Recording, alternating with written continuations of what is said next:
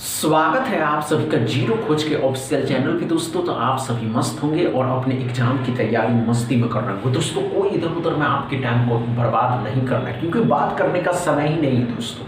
बचे हुए हैं टाइम कम और इसी कम टाइम में अब इस एग्जाम की प्रैक्टिस करनी है दोस्तों। कोई इधर उधर में आपके टाइम को बर्बाद नहीं करना है। आप सभी के सामने अर्थमेटिक का पहला क्वेश्चन, इसको सॉल्व करिए। चलिए दोस्तों, कम समय में सॉल्व करिए। प्रॉफिट एंड लॉस से पूछा गया क्वेश्चन है दोस्तों। ये प्रीवियस ईयर 2024 में पूछे गए क्वेश्चन है, जो प्रॉफिट एंड लॉस से पूछा गया क्वेश्चन। किससे दोस्तों? तो प्रॉफिट एंड लॉस से पूछा गया क्वेश्चन है। चलिए दोस्तों, अच्छे से सॉल्व करें। कम समय में सॉल्व करने का आदत बनाएं और हमेशा याद रखिए, जब भी आप किसी अर्थमेटिक के क्वेश्चन को सॉल्व करते हैं, किसी भी चैप्टर के अर्थमेटिक का क्वेश्चन क्यों ना हो दोस्तों, पहले उसको अच्छे से पढ़िए मेरे भाई। उसको पढ़ने से आप जितना सीख सकते हैं, समझ रहे हैं दोस्तों, इसको पढ़ने से आप जितना सीख सकते हैं, समझ रहे हैं ना। चलिए दोस्तों,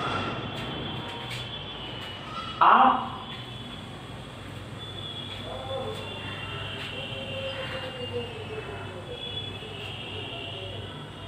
चलिए दोस्तों, जब भी आप किसी अर्थमेटिक के चैप्टर के क्वेश्चन को सॉल्व करिए दोस्तों, आप पहले उसे पढ़िए।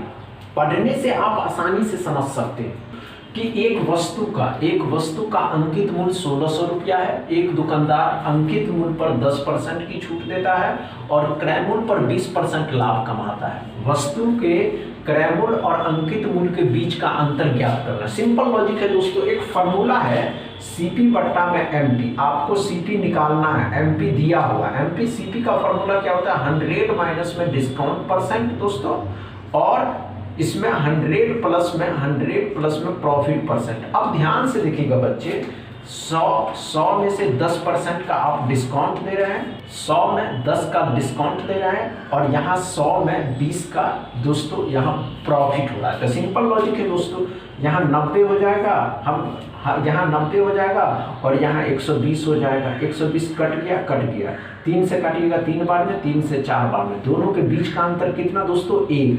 अब यही पूछ रहा था कि दोनों के बीच का अंतर कितना है दोस्तों? 1। तो आपको मार्क प्राइस तो दिया हुआ है, 4 का वैल्यू दिया हुआ है 1600, 4 का वैल्यू दिया हुआ है 1600, 1 का वैल्यू 400। तो आपको यही पूछ रहा था कि इन दोनों के बीच का अंतर तो कितना हो गया? 1 दोस्तों। तो 1 बराबर 400। क्या समझ में आया दोस्तों पहला क्वेश्चन? अच्छे से समझ में आया दोस्तों? समझ में आया ना? समझ में आया हो तो वीडियो को दबा के शेयर करिएगा, लाइक करिएगा, चैनल को सब्सक्राइब कर लीजिए। थैंक यू दोस्तों।